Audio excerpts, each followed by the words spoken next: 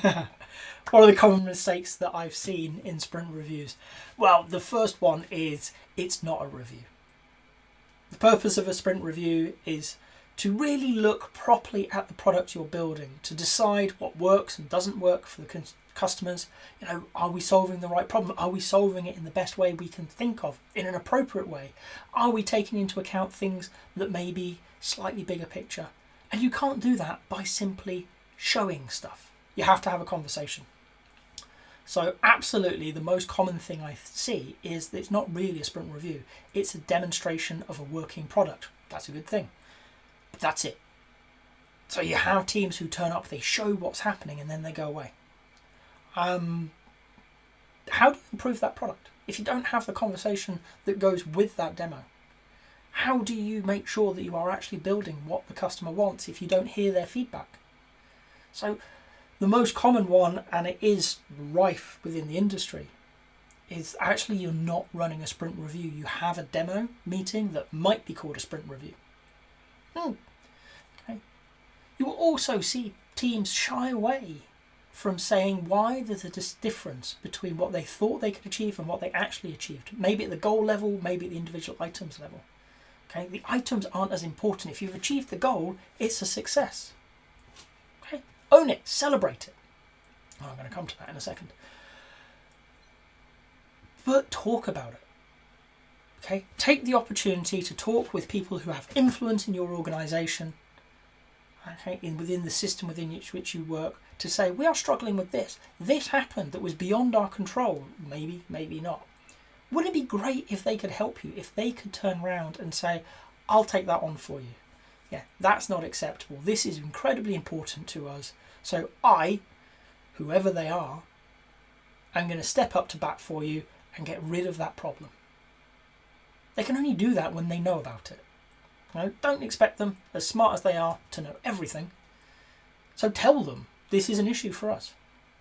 You know, we've asked that department and we're still chasing, but we're stuck. We thought we would get it in time for this sprint. We didn't. They promised it us. By the end of the sprint, we didn't get it. You know, it will probably end up. We don't know. Maybe it goes into the next sprint. Maybe it doesn't. We don't know. Well, one of the stakeholders may know the person who heads that department and is willing to say, do you understand the impact your team is having on our team? Do you understand the impact your team is having on the ability of this organisation to deliver products? Which is often a very important impact to consider.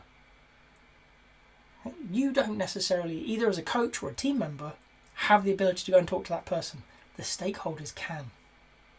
Or they can activate their networks to find out how. So taking that in. Another one, celebrating success. Okay? The number of, and I will put my hands up, I am the stereotypical Brit.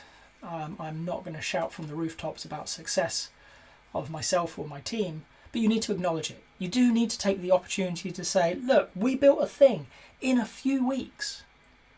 We did a thing and it's good. It's well built. It's what you wanted. Say thank you. You know?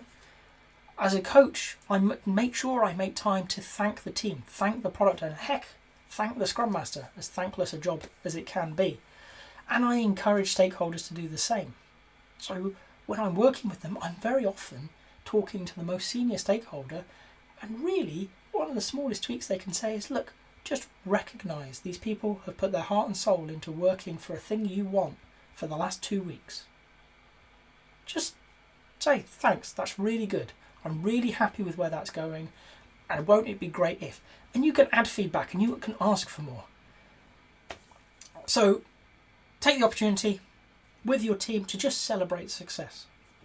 The other one, and it is quite a common one, is they don't look to the future. So maybe they talk about what they intended and what they achieved. They celebrate the success, they demonstrate a product, they talk about the feedback on what they've done. But they don't take the opportunity to sit down with the stakeholders and say, this is where we're going next. We think we're going here. Is that a good idea or is it not? And that can be a really important thing in keeping everybody on the same page. Alignment is really hard in a fast-moving environment. It's really hard in any organisation, if we're honest. This is an opportunity to reinforce that. We as a team want to go this way. Are you happy? Does that make sense? Do you know things that are outside of our world that are going to impact us? You could tell us now. And you do get stakeholders who say, that's really interesting, but I need that feature, I need that capability on this product before this date. Can you get me it? Whoa, we don't know. But now we know you need it, we can have a conversation and have a think about, can we get there? Is that a realistic thing that you've offered to somebody for whatever reason, good or bad, that you've offered it to them? So with those teams, it is very often about saying, yes, you're doing a great job. Okay, this is a good review. It can be better if you also talk about where we're going. Turn it into also a governance meeting. Give people the opportunity to make sure that as a system, as an organization, you are spending the money in the right place on the right things at the right time. It's the product owner's job. They can't do it on their own. They can't know everything. Stakeholders often have key parts of that puzzle. The sprint review is a great place to openly engage them in that conversation. So there's a few things that you see, I said, make sprint reviews sound terrible. They're often really good meetings, but there's always a way to improve. Some of them big and very obvious. More often than not, we're looking to do fine-tuning on a team that's doing a great job.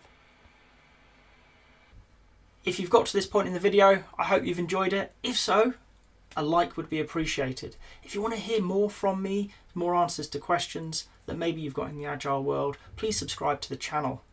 And if you've got a question that you really want answered, drop it in the comments. I promise we'll get around to it. Thank you.